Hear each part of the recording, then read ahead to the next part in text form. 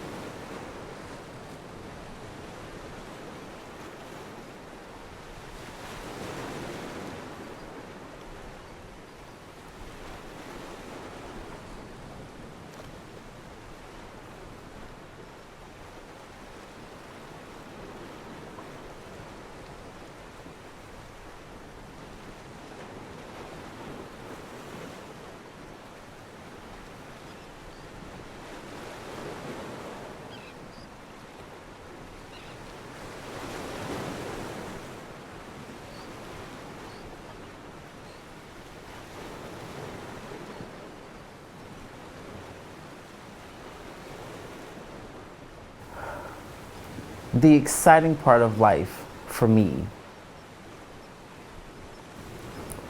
is the unknown part of it. The fact that I don't know what's going to happen tomorrow, but if I'm up tomorrow, I'm going to see I'm going to see what the day is going to bring.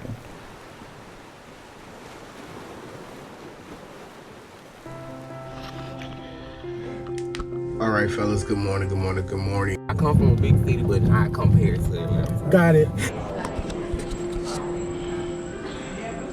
So I loosened up some. I think I have this in the bag. Well, thank you so much for meeting me.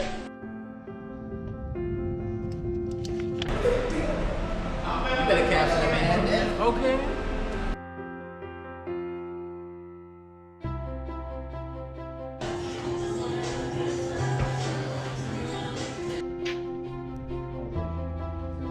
Some mornings I would just get up and I would just pull the mohawk cap and I would just go, you know. Just throw some handwriting bad. That's all. And it's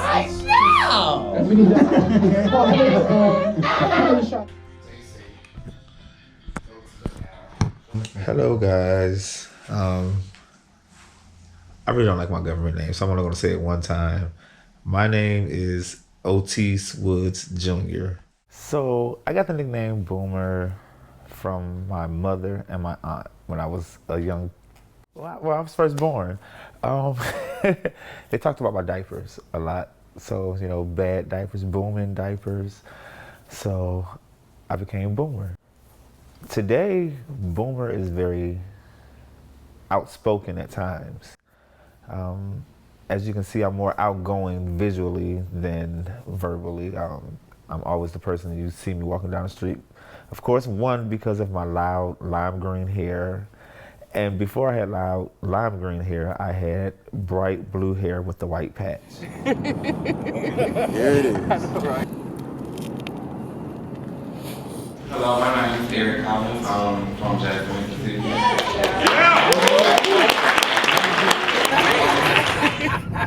So, that was a exciting experience for me also. I'm from the west side of Jackson, which is probably one of the toughest, hardest side of Jackson. It's a struggle. It was a struggle. Growing up, especially being a young Black little boy with just a mother whose father wasn't around.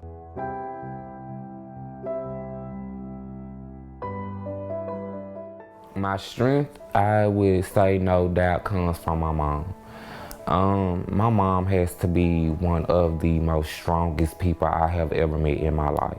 So the strength part of me comes from her. Good morning, good morning, good morning, good morning. What's going on, brothers? Good morning, world. Good morning, family. So my name is Lamar McMullen, born and raised in Miami, Florida.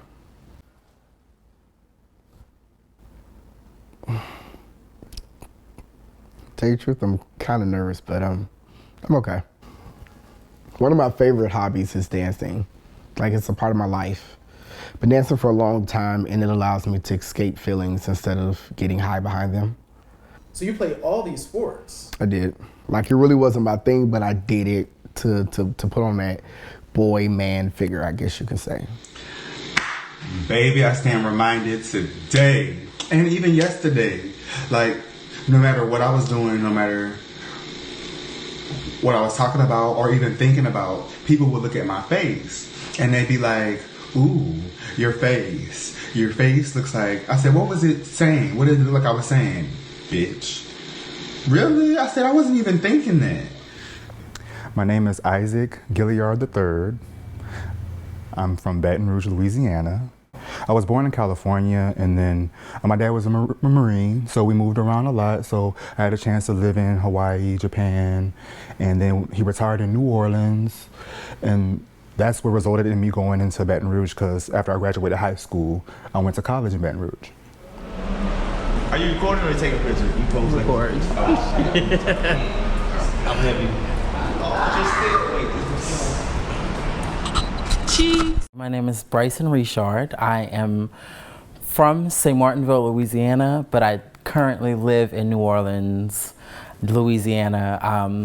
New Orleans is taking my heart, so I needed to get out of the small city to go to the big cities.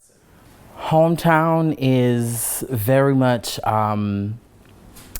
it's very small town. It's like 10,000 people, growing. Of course, still growing, but still a little small city. You could say one thing at one end of town, and then 5 minutes later, somebody else on the other side of town is calling you. Be like, hey, what was that about?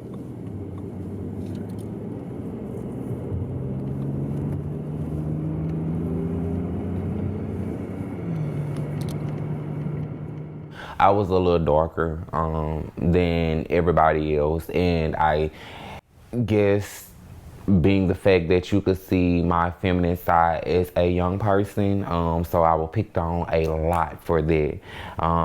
Basically, those were the two main things that I was always picked on and teased about, being so dark, being called tar baby.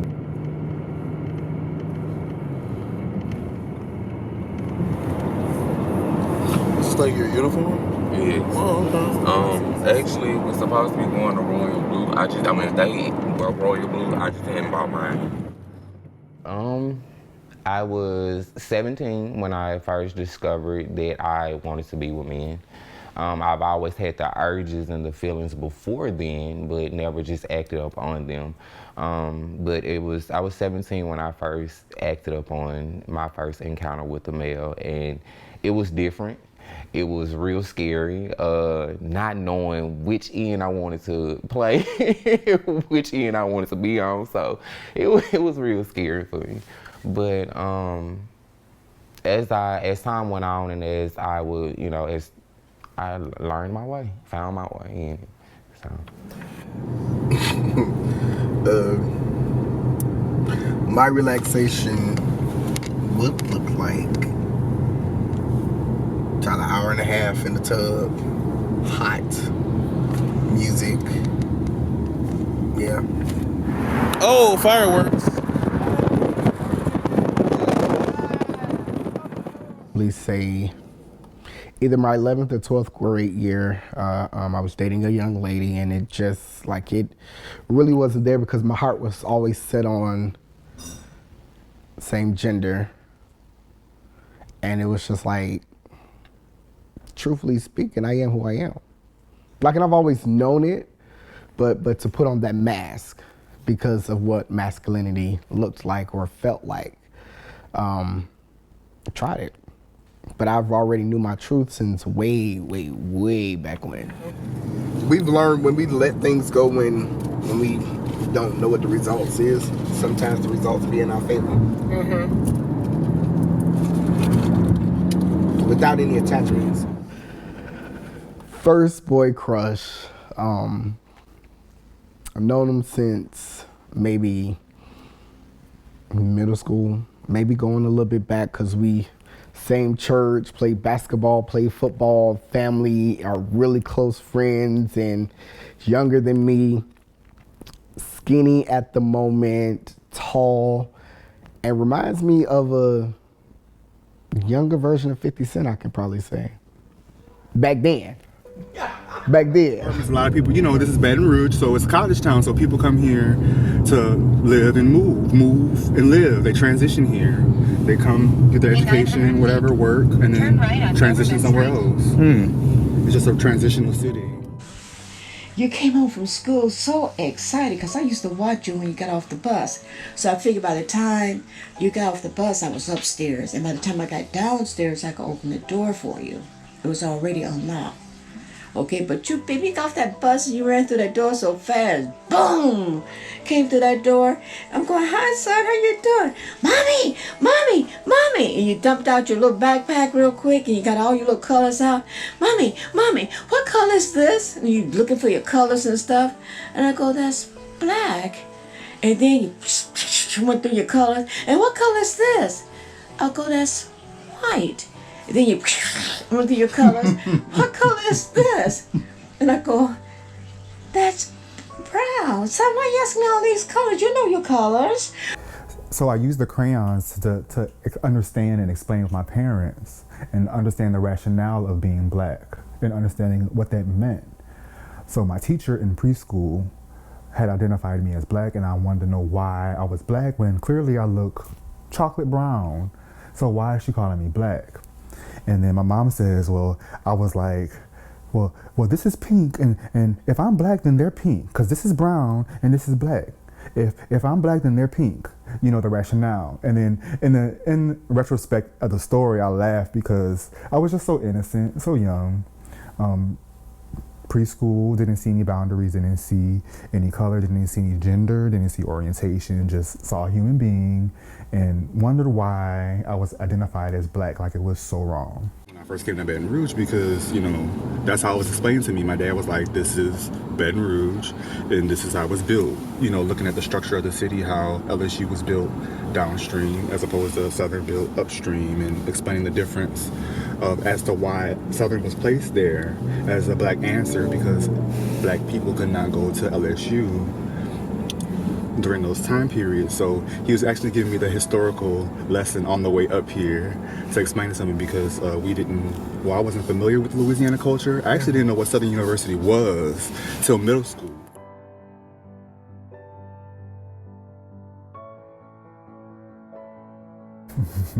The first time I decided to have sex was the right time, because it was with this guy that looked good and I was away from home. I was not nowhere near home. I was not under my sisters. I wasn't under my mom and dad worrying about what I was doing, what kind of sex I was having. It was on college campus, away from home. Well planned. When I go up there, I'm gonna wild out and have sex with boys.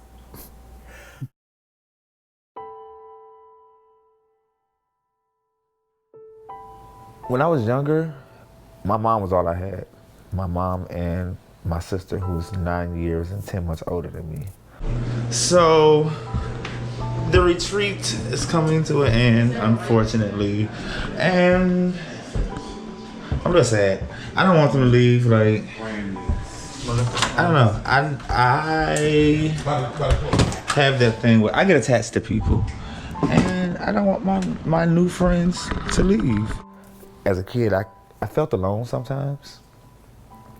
So I don't want children to feel alone, you know. It's already, we feel abandoned or like the black sheep because we are discovering that we like the same sex. We don't know what gay is at that time, so I don't want to say because we're gay. We just know we're different. My dad had a drug problem, so a lot of the love that I wanted to receive, I wasn't receiving. And because of my dad's drug problem, it made my mom relocate me and my sister. When I was 4, she took me and my sister and she moved us to Maryland.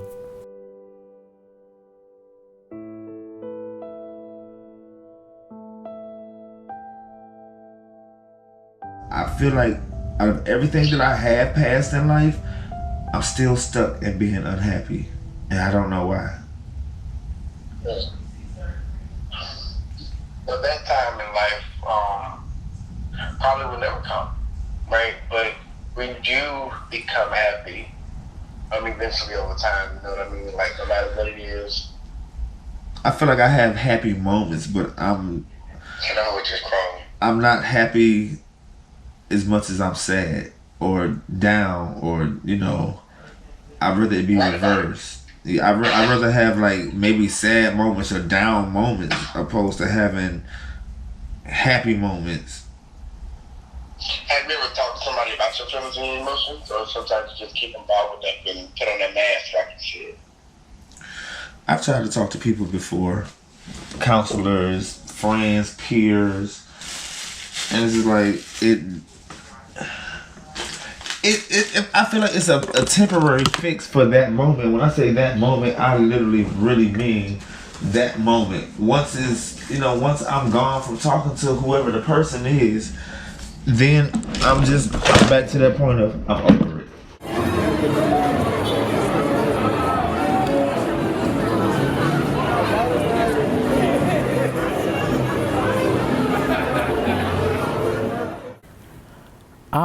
I was raised apostolic. You walk this straight line, and you walk this straight line, and there's no 1, 2, or 3. There's just this one, and you walk this straight line. That was church.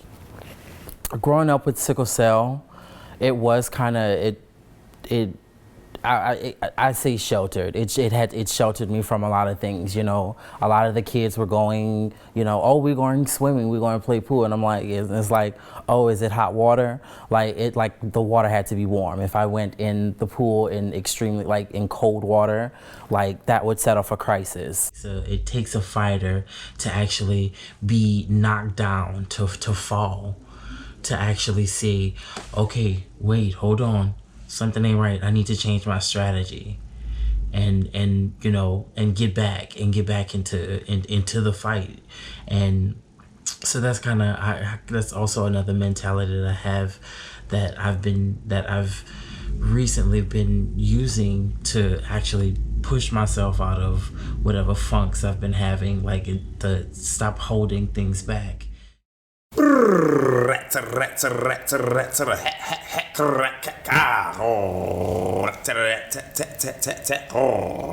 blind mice, 3 blind mice, eat it, serve it, give it, eat it, serve it, turn it. Meow. When I first started the ballroom scenes, I was just going to balls and being around my friends that were already in the ballroom scenes. I knew nothing about it. And one day I was at a ball and I seen this guy. He was walking runway, and he had on a pair of high-heel boots, and it was like I instantly became stuck to him. It was like everywhere he went on the runway, my head and face was just watching. Like I paid nothing else any attention, and I remember turning to my father and saying, "I can do that." Fun story is, the first time I went to OJ's house, he was getting ready for the ball. I went to his house, and this is my first time at his house. He's in there making, it was called the Candyland ball. So he making this whole little candy outfit. And the one thing I remember, he made this little hair concoction that looked like cotton candy. Baby, he was in there molding it. I'm helping him mold and everything. That was like a fun experience. And then at the ball, when he got to walk, and he was walking up in pumps, so he just pumping down the runway with his little tutu hair. I was like, wow, man. That was like, that whole experience was fun.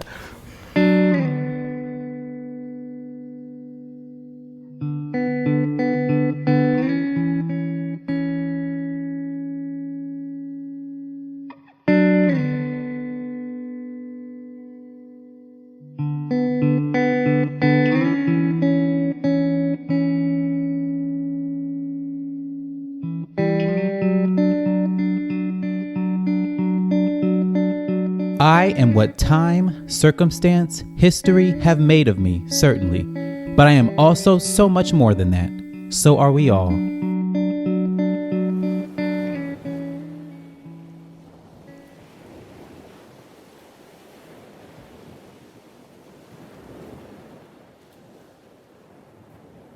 So crack was my main choice of drug of choice. And how I got to that point, because once again, acceptance. Like, I'm gonna talk a lot about acceptance because it drives me. It weeds me. And starting from way back then in high school, doing what my friends did with the marijuana, and however many they did, and they drunk and I drunk, and we all got high together doing 18 to 20 joints a day, 2 to 3 bottles a day. Like, my life was really warped around drugs.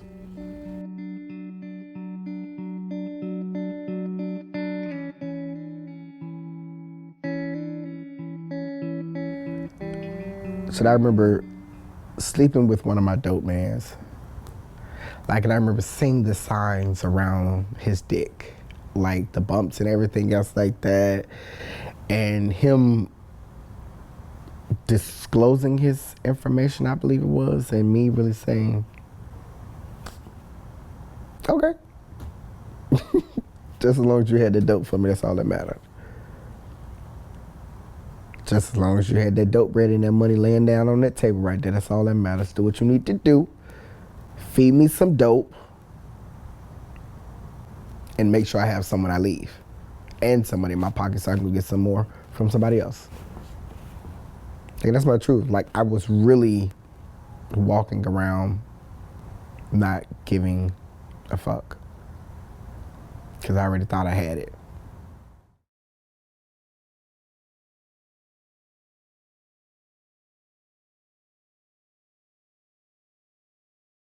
For a community that's relatively small compared to your New Yorks and San Franciscos, it's outrageous. Stigma keeps people from being treated, getting into care, going to appointments. It's sort of like the secret that nobody talks about. One of my friends, one of my fellow biology major friends was like, come on, let's get tested. And I was just like, okay. I was always kind of skeptical about getting tested anyway because just of the fear, the natural fear of one knowing that I might have HIV or having any kind of STD, to be honest with you. So one of my friends was like, come on, go get tested. Of course, I had a car, so I was like, come on, let's go. We're gonna go get tested. So we went to where my friend suggested going because she felt that it was urgent. It was 3 of us, and the first 2 went first, and I was the last one to go.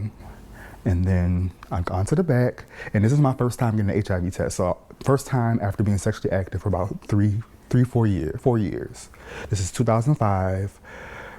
August 25th, 2005, Baton Rouge, Louisiana. So I'm a part of a group for HIV positive men. It's a support group. And we call our diagnosis now a seroversary. So my seroversary is June 14th, 2007. First time I ever been tested.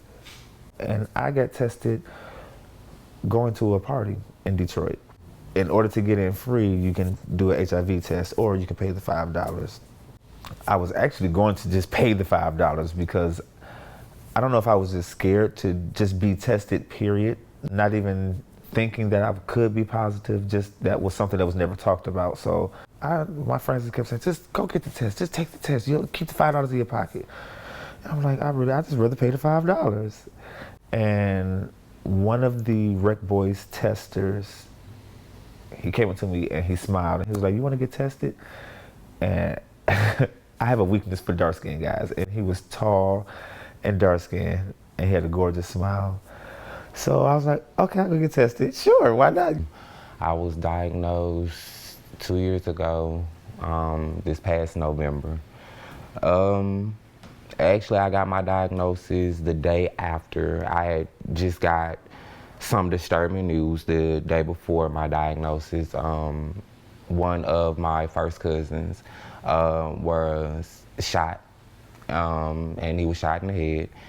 And so the day before that, me and family were all at the hospital dealing with that and, you know, trying to get that taken care of. So it's like the next day I have this doctor's appointment still with all this on my mind, like, okay, you know, this is a normal routine, you know, regular doctor's appointment, and hey, we're gonna get these results, everything gonna be fine, I'm gonna be done, I'm gonna go check on my cousin, and then I'm gonna go to work.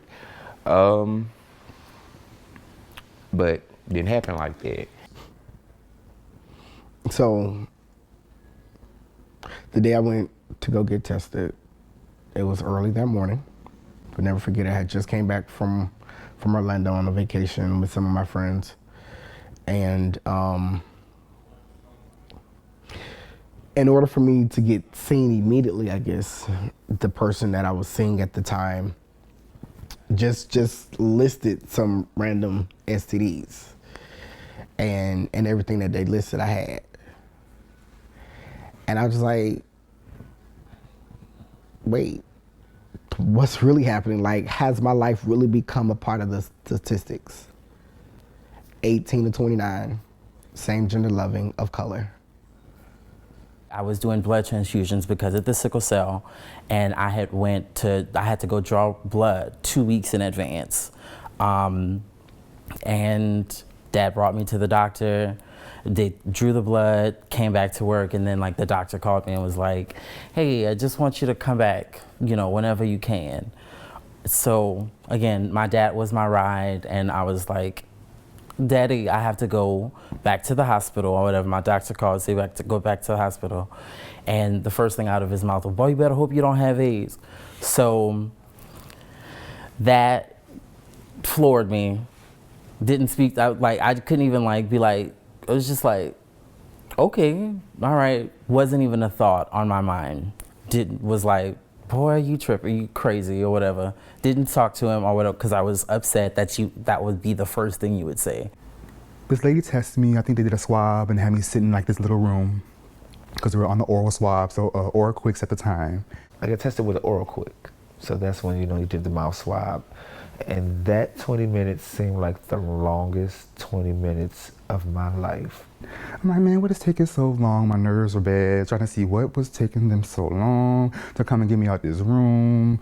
And they come in, and then, well, they bring me to another room, the back room, and they got this little lady sitting there looking. I'm like, why she got papers on the desk? And I remember him asking me, he said, well, what would you do if your results were positive? At that time, right then and there, my heart just stopped. I let him know that it's not like I'm going to, you know, try to commit suicide or take myself out, or, you know, I'm just, you know, I'll try to learn to deal with it. And he said, so how are you going to leave out of the room if you're, you know, positive? And I told him, I said, well, my mom always raised me on image, so I'm going to go out here and I'm going to party and act just like I'm negative and nothing is wrong. And I just said, well, if I'm positive, just tell me. And he told me, he said, well, your test is coming back undetermined. So he told me to come back on, you know, the next business day to actually have my blood drawn and send it into the lab. And I had to wait 2 weeks. He brings me to the hospital the next day, and then the doctor was inside, you know, my pediatrician. This is the doctor that held me as a baby. Like, these are the same nurses. I went to the pediatric clinic. These are the same nurses that took care, that saw me come all the way up. The doctor, he came in and he just kept apologizing, and he kept saying, I'm sorry, because me as a gay man, he was like, I could have, you know, prepared you. I could have prepped you for that. He was like, nah, I feel as though like I haven't, you know, I've kind of failed. I failed you. She goes on to say that, you know, I tested positive for HIV, and immediately I burst out into tears, and my mind just starts racing, and I'm wondering, how am I going to tell this? Where did I get it from? Who was it that did it? who was it? I should have used a condom with him. Something told me, you know, just wondering, just racing thoughts where I could have contracted it from. And so the next question that came out of my mouth was, how am I gonna tell my mama? And then the lady actually burst out into tears and was just like, I don't know. And then like it was just a big old crying session. And I kind of wish that I had heard that I was gonna live. So I thought I was gonna die. You know, I think it was the influences of me saying how I'm gonna tell my mom because she was a woman, because she probably could relate. But when I said that, she cried, so I was like, I cried too, even harder. And I was just like, well, am I gonna die? Like, does it say I'm gonna die on that test? Does it say I'm gonna die? Because you're crying, and I'm crying, and we're both crying. I'm gonna die?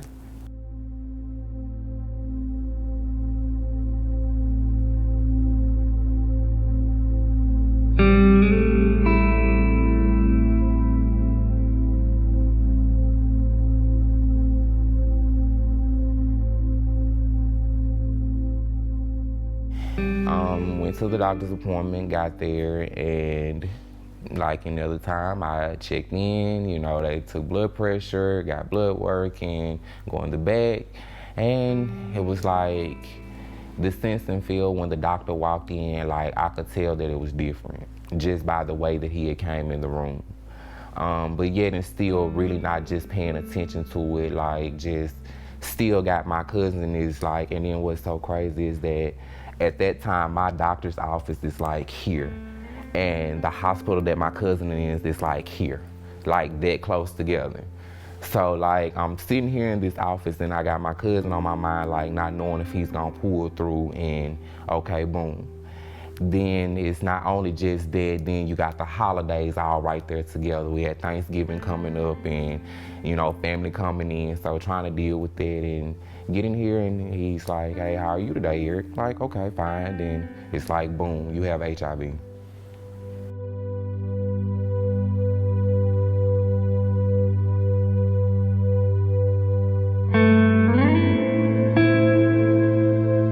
In order to make room for today, I struggle to release regrets and lay down resentments. I tell myself that there is freedom in the forgiving. I spent a lot of hours of those 2 weeks in the bathroom. And my sisters and brothers, they would kept trying to figure out why I was always in the bathroom. And I was just like I'm just taking a bath, you know, after practice, Vogue practice or whatever. Like, I'm sore, I'll just take a bath.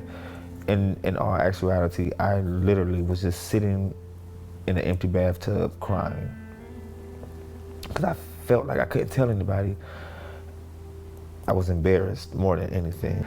I would go off to myself and I would break down and people would ask questions like, you know, what's wrong? And it was so easy to lie and say, oh, it's because of, you know, he's laying over there, my cousin's laying there in the hospital, so it was easy to stray away from the problem that I had.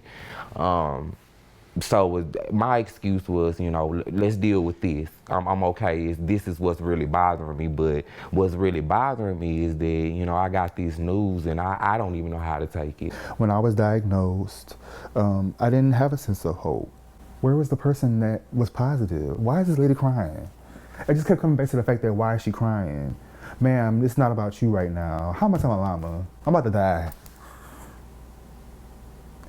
And I just wanted to hear that I was gonna live, not die. Because when you hear HIV positive, I think I'm gonna die. I needed some hope. And I know that's what people need. So immediately after the diagnosis, I was all in my feelings, you know. And the partner at the time who took me to DOH was like, okay, it's cool, you know, like it's all types of medicines and stuff like that, but just his words did not comfort me. But by the time I got in the elevator downstairs outside of the building, I had to make that phone call to my mother. Because we're just alike, literally. And she was just like, okay, so what? I got you. We can walk through this together. And that made me feel a little bit okay. I don't think I was taken by surprise with it because of the lifestyle that he has chosen over the years. Even, I believe, the first time that he told to me, it was like, it's okay. You know, I still love you. You know, it don't matter. It don't matter. I dealt with it by myself. I didn't tell anyone for 3 years. I held it a secret for 3 years. Even taking my medication and receiving medication, I hid everything. Basically, my life was false. Because the real life and the real me that I was dealing with, I was covering like I was fine, and I really wasn't. I didn't go through therapy. I didn't go to counseling. I had no one to talk to because I had no friends that I knew of that were positive. Just my anger really got to me, and it wasn't stopping. And I called my mom because she had said she had her house built down here and they were moving. And I said, Mom, I need to go. I need to come to Atlanta and just start all over. Never told her why. I just told her I lied to my mom so much about my diagnosis that, sometimes I couldn't even keep up with my own lies. I let my parents down. I'm not gonna dance anymore because I love dancing. I'm not gonna get out there and dance. I think it'd probably be better if I'm not here.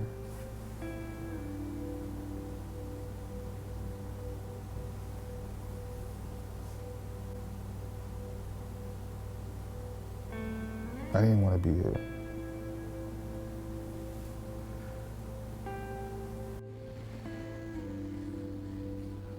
Trying to commit suicide because it was hard for me.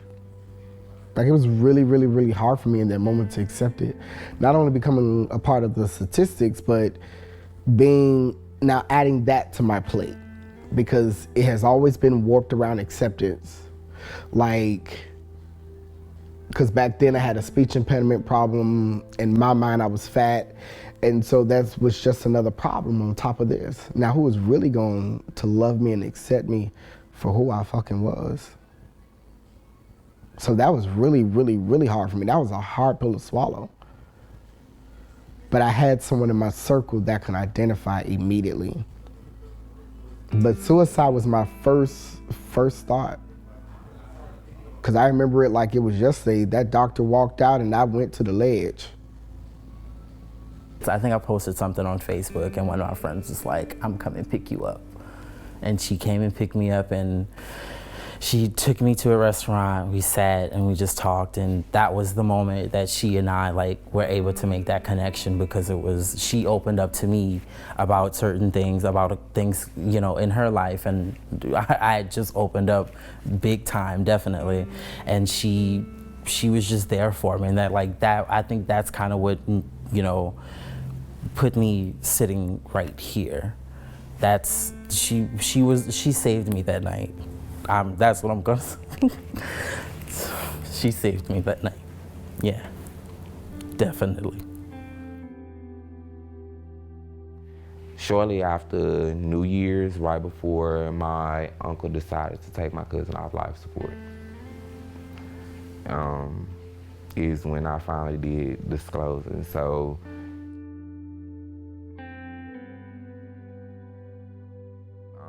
my oldest sister and I wasn't talking. She was actually one of the first ones that I actually told.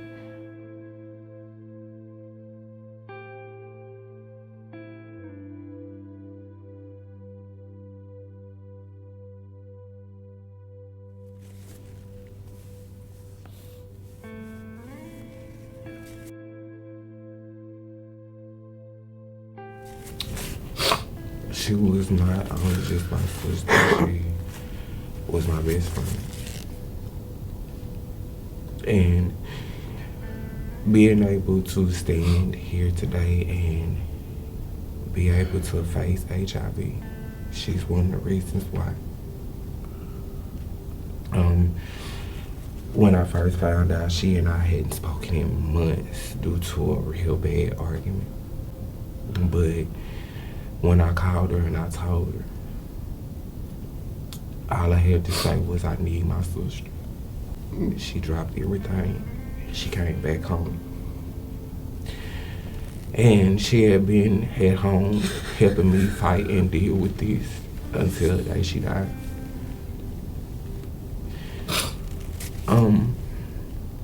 I stood above her head when she took her last breath.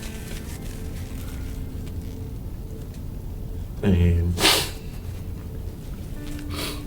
I just, when she died, I felt numb. I felt empty. I felt like I couldn't do it, but it's like ever since the day she died, it's like she's never left. I can still hear, you okay, you got this. She always used to tell me, we gonna be okay. She would never say, you're okay. She would always say, we gonna be okay. And I can still hear that, we gonna be okay. It's okay, we gonna be okay.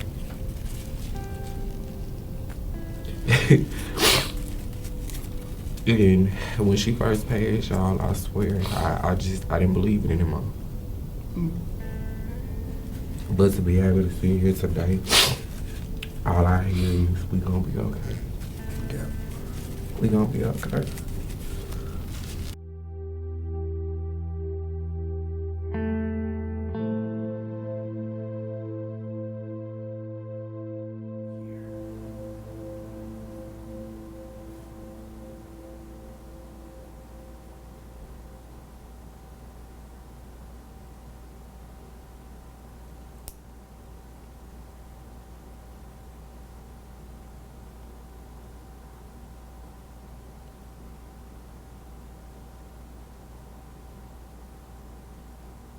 It became apparent to me that I needed to be here in 2017.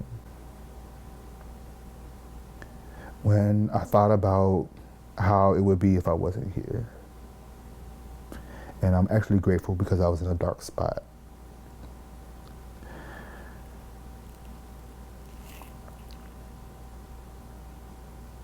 And it was supposed to be at a time period that, you know, when families together, you know, it's supposed to be a happy moment. But my sister getting married, there was new people into the family. It kind of triggered some things. Is he gay and all that, just going through that whole process again. It just triggered some things, and I did not want to be here. But I thought about how unfair it would be to them, to my family. I just didn't want to be here because I said I wasn't going to go through this again. I wasn't going to go through the whole, yeah, I'm gay, yeah, no, I don't have no girlfriends, no, I don't have no babies. And I have HIV too, yeah.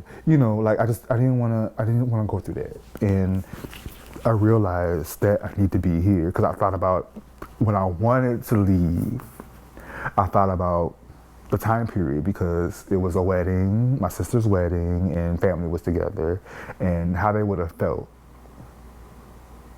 I'm glad that thought occurred to me. How they would have felt if I decided to end my life right now.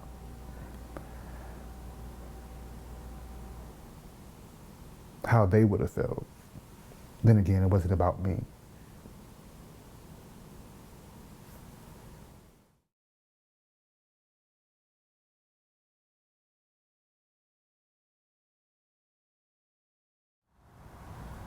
So to honestly tell you the truth, I didn't want to stop. Yeah, I really didn't want to stop because me not being educated. Like even though I've seen it in the community, like people live years and shit like that. That shit don't apply to me.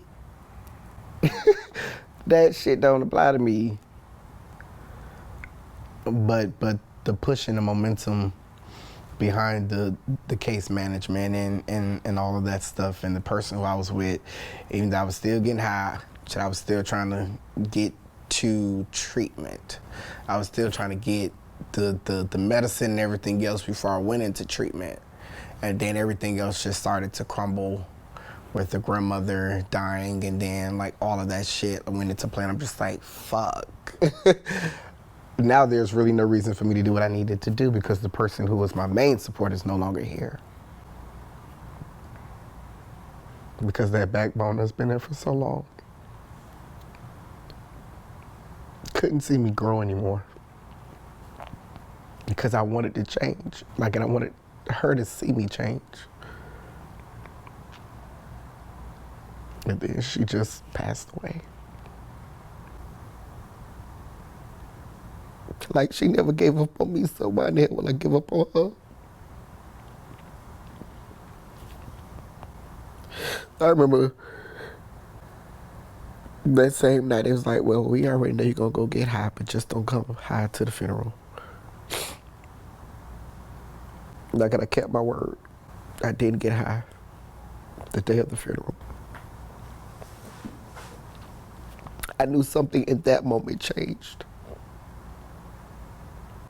Because she only wanted to see me clean. Because this wasn't the child that she brought up. And from February the 2nd until February 23rd, I literally got high every day. There's no purpose here for me. There's no purpose for me. I called, trying to get a bed into treatment. And yeah, we don't have one right now, but you gotta call back every day. And I called every day for 21 days. And I believe February the 23rd, 2013 was on a Monday. And I called that Friday. And they said, yes, we have a bed for you.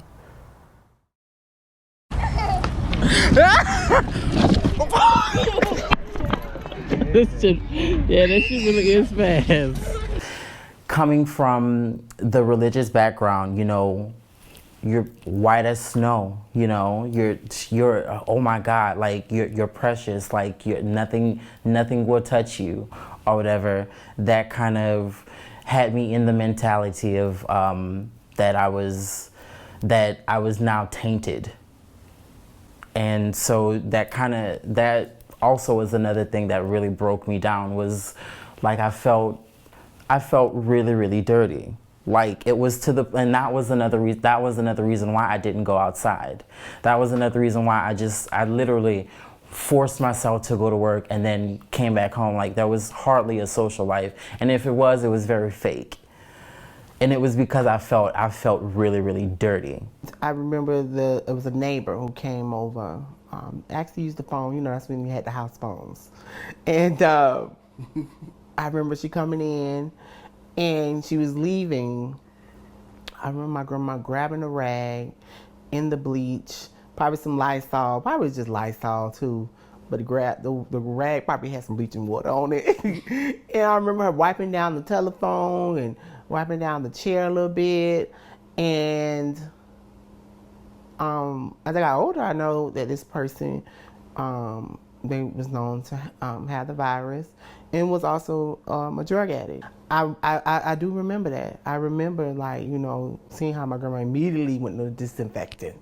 It was, I don't know what she thought could have been on that phone, but she didn't say no. She didn't say no, she couldn't use the phone. But she damn sure disinfected the phone in the chair. Wiped it down with everything. Wow. I probably never thought about what that meant to me and how I would keep that. That would go back to the whole dirty versus clean. I never thought about how that would stick with me, but that memory did. Even as a child, even though I probably ran past and was just, in a moment, but it's like, you seen her use the phone, you seen her leave, and then you see my grandma immediately cleaning. And so yeah, you think that's dirty. Something must have been dirty. That's a dirty person. When you're young, it's like that's the dirty person. And as you go older, that child still speaks to you. It's a video camera. It's a video Talk camera. to the world. You talk to the world. No. So I didn't, like, the life expectancy of what I thought a person that had HIV shook me whenever it came to how I lived my life, because I was like, I don't have that much longer left.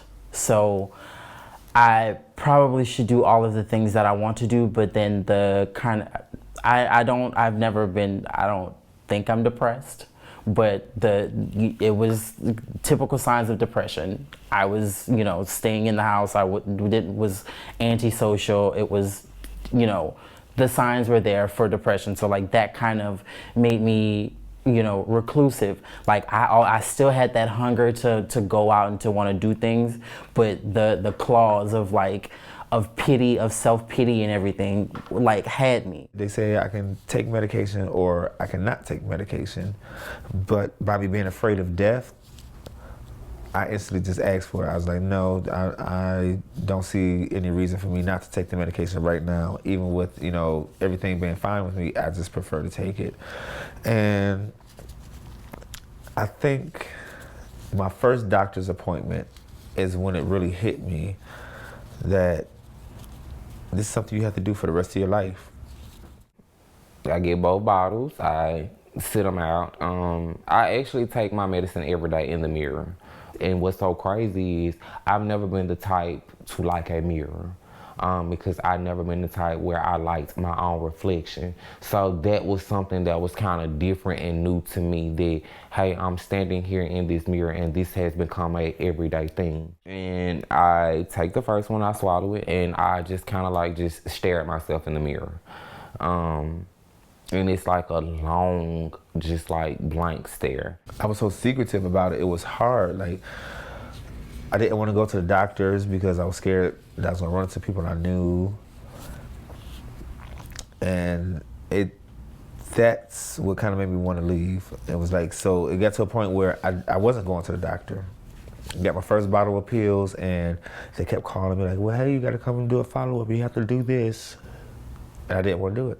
I was taking my medicine one night and broke down and I cried, and I completely destroyed my whole entire room. I'm talking about just throwing things around and yelling and screaming and just punching the walls. So it's like a mixture of emotions each and every day. It's like a mystery candy. You never know if you're gonna get, one night I'm standing in the mirror, don't know if I'm gonna get that happy, okay, that motivational speech to help me get through this, or if I'm gonna get that where I'm just snapping out and just wanna break down and cry. Running from it, especially with things like HIV and AIDS, it's always bad. Running from it is always bad. I have yet to meet anybody who said I ran from it, never dealt with it, and felt as though they came out on top at the end. I have lots of friends. I've seen it from all angles, and from the ones who did not deal with it versus the ones who dealt with it, I'm very pro of just dealing with it.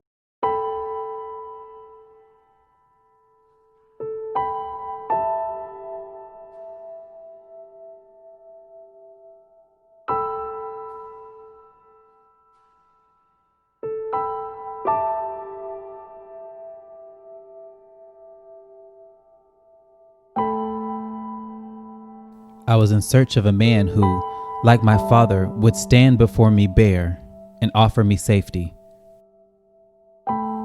No one picked me up that day. My heart broke. This too is the stuff of black boys' dreams.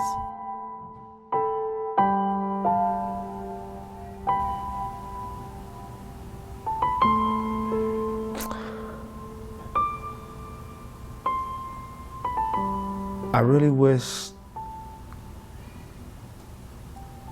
that the love that I was searching for before I found out I was positive would have been there, and I really wish it would have came from my family more than anything.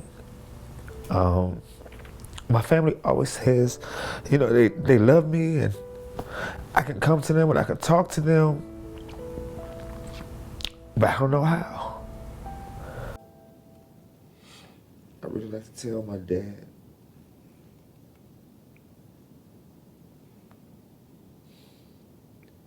I've always needed you. It's not even just from now. It's from childhood. It's from things that are so much deeper. But Dad, I needed you to be a dad to me. I needed you to be there for me. Teach me how to be a man. Everything that I know as a man, I taught myself.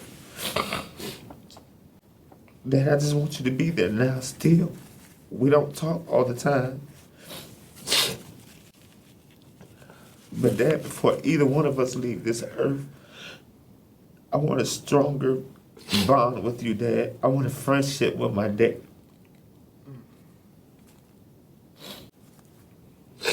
Dad, I need you to let me know that it's okay to be vulnerable. Dad, you always talk so much about, our Christianity and faith, but I still don't feel like you've ever really focused in on your only son. So I want to take a moment. I want us to breathe in and breathe out. We'll do that again.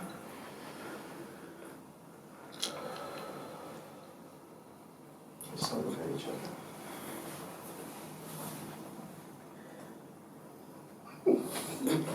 And we're going to take a break. And we're going to come back and we're going to talk about love. Love, okay. All right. So we're going to take a break.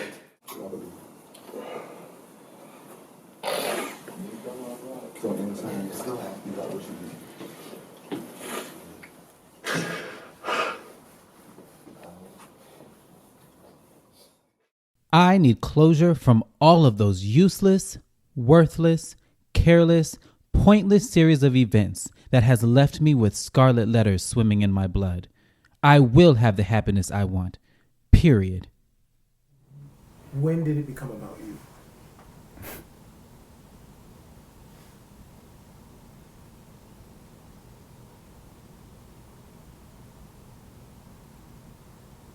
I think it became about me when I came to Atlanta and I met my brothers.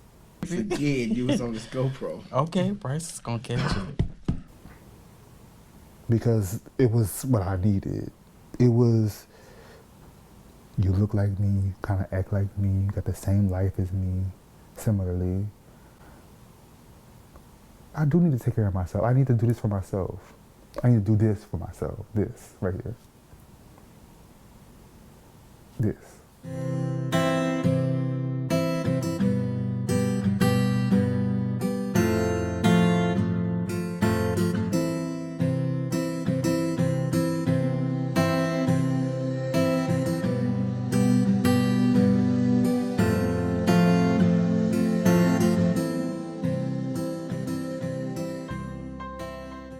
My best friend that I got tested with.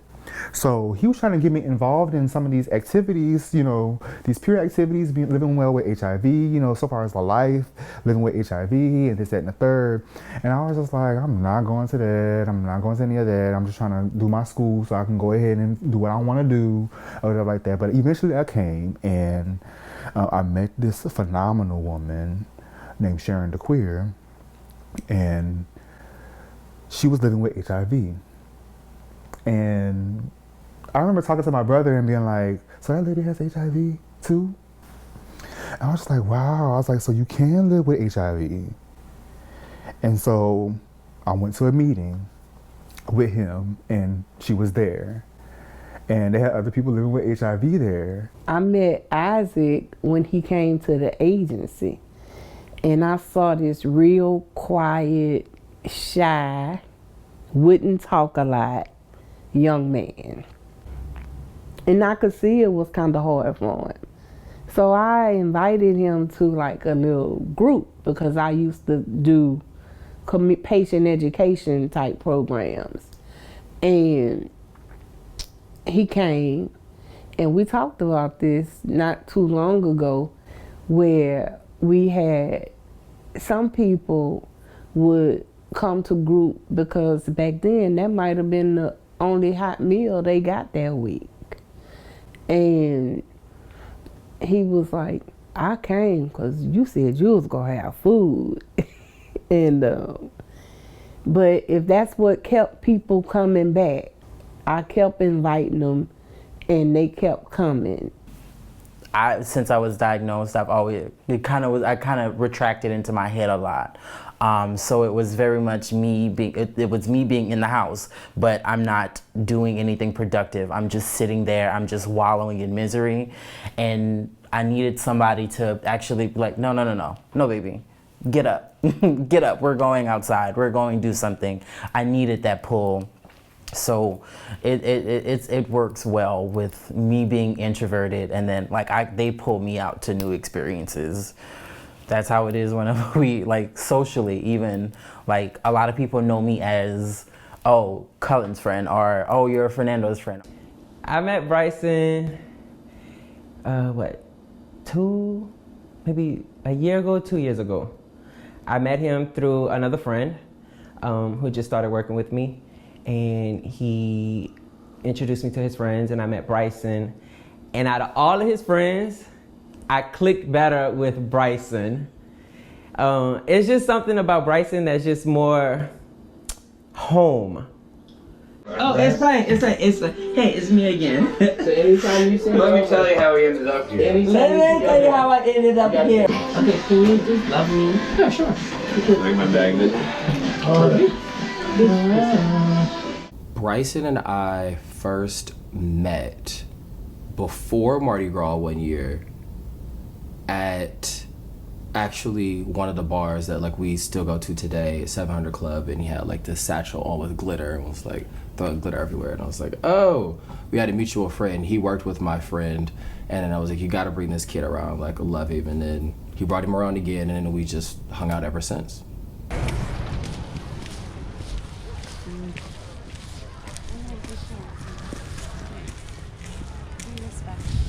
If these are the last years, why be in pity? Why wallow in self-pity? Why not make these the most memorable last years?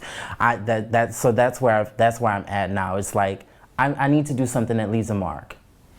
I need to do something that leaves a mark. Hit them so hard, you leave a mark.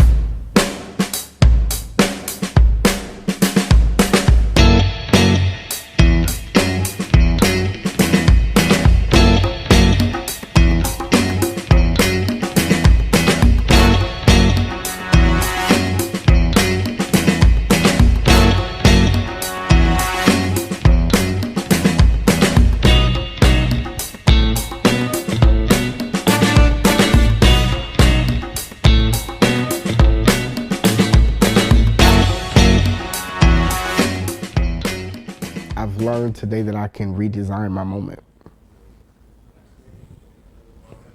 And I say redesign because I can sculpt it the way that I want to. It can be dead in the middle of the day or ending a work shift. The moment when I feel like it's a bad moment, come in, step left and get off of it.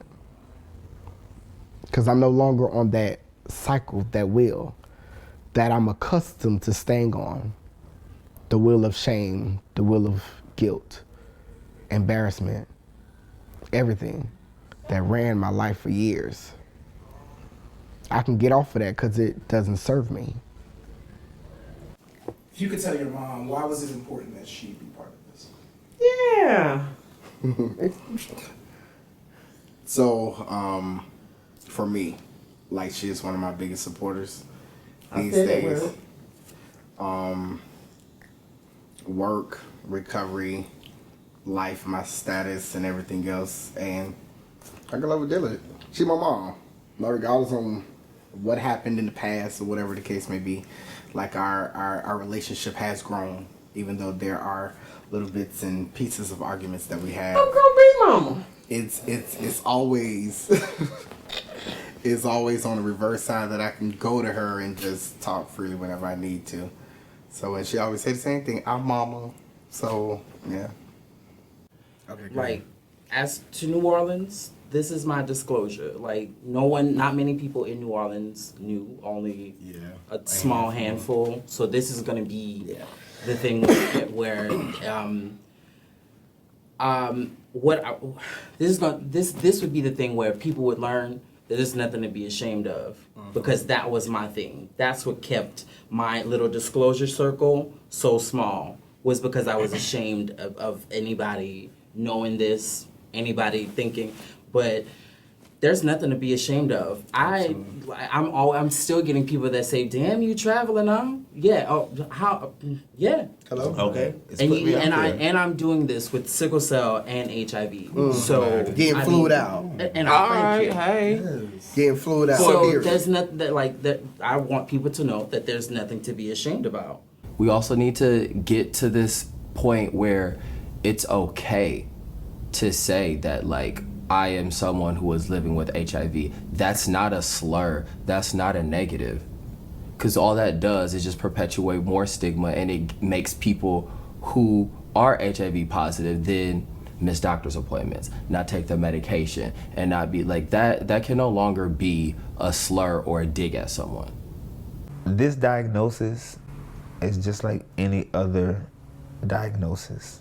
If you ever find yourself in the doctor's office and hearing you're HIV positive, there's no toe tag on your foot, there's no expiration date. Only thing you have to do is keep thriving. Keep pushing for you. Never give up. Always believe in yourself. When I walk in the room and there's a new diagnosis sitting there, and I'm like, okay, well, I remember looking like that. And I'm just like, okay, well, I've been living with HIV 13 plus years. You can do it too. And I think that when I say that, they look at me and it's like a weight is lifted up off their shoulders. My life means something to somebody. Like, that's how I really feel. Like, I have to stop and think, like, dang, here I am feeling helpless and hopeless and down on myself, and I feel like my life isn't worth anything. But to the next person, like, to somebody else, I mean that much to somebody. Like, it makes me feel great. It makes me feel, it makes me feel wonderful. It makes me feel like I'm on top of the world. Like, I actually mean something. Like, my little old life means something to somebody else. It's a real good feeling. If we really lead with love and being equal and break down that whole separating us, I believe love will conquer all this shit. I really honestly believe that loving on people makes them care about themselves. Loving on people makes them actually take other people in consideration. Love. Love. You know how much farther this world would go? How much a better world it would be if people would just love and stop hating on each other for all the wrong reasons? The things that we're looking at and we're judging other people about, that's just ignorance, you know? That's just temporary stuff anyway. All that gonna pass away. Love lasts forever. Just love people. You could get past the differences. That's with the everything. The racial differences, just love them, because it's a person like you, a person. Just love them. That's it. Sound crazy?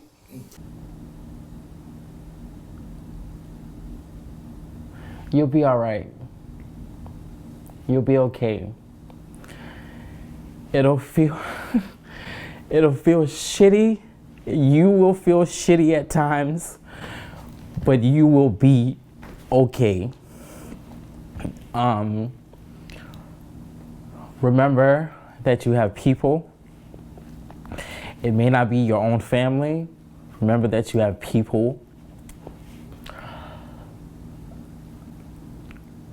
Take these experiences, hold on to them, And when I say take these experiences. Don't let something stop you.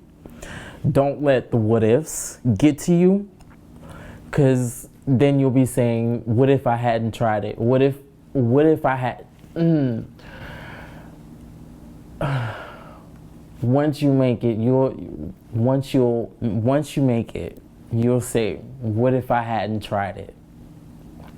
What if I hadn't did it? I wouldn't be here. To me, this is all a dream, all of it. From the very first beginning, this is only things that I see when I close my eyes. This is not things that I see, in my real reality life. Like, we're here now, and it still feels like a dream. It still feels unreal, but it's the excitement. And to be among you guys, like I told you, like, at one point for a long time, I felt like I was so alone, like no one understood, like I was so misunderstood, like nobody got me or nobody understood what I was really going through or what I was dealing with. But to be among you guys, like the love, and just to know that I have a journey and I'm not on this journey by myself, y'all, like it just is more than just a blessing to me. It is absolutely amazing, and it's a feeling that I don't ever want to let go. Like I can't. Oh. This is something like you said, it's unreal. You really can't believe that you're here, you're doing this, and it feels amazing. It's like it's a high that you don't want to go away. Okay, that's the best way to put it. It's that high that you just like, I don't want this high to leave.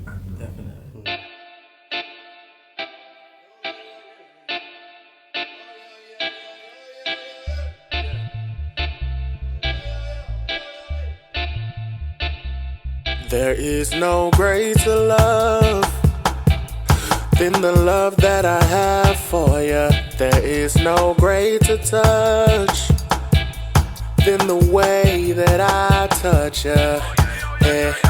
But you don't really want that, do you? You don't really want that, do you? You don't really want that, do you? You don't really want that. Yeah. Feel my energy, why won't you vibe with me? Give you what you need to find your inner peace. Post up on the gram for everyone to see. We could live the dream, but you're too good for me. Cause we all really want someone to love ya, love ya.